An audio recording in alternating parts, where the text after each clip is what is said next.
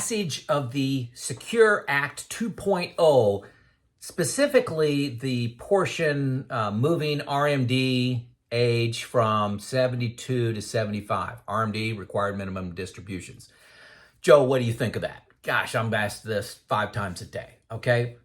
My short answer, has no impact on my retirement plan. Folks, if anything, it could promote procrastination in dealing with your tax burden.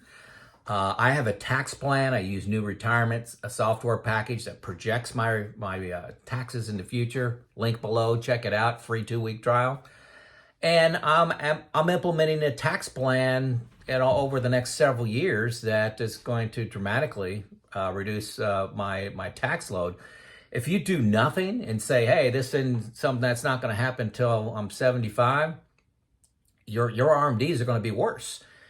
If your mortality in their calculation is 85 and now you're making your RMD calculation off 75 to 85, that's going to be a bigger number than if you had 3 more years. So it makes the problem worse for procrastinators. For planners, it really doesn't do anything. So that's my take. Joe out.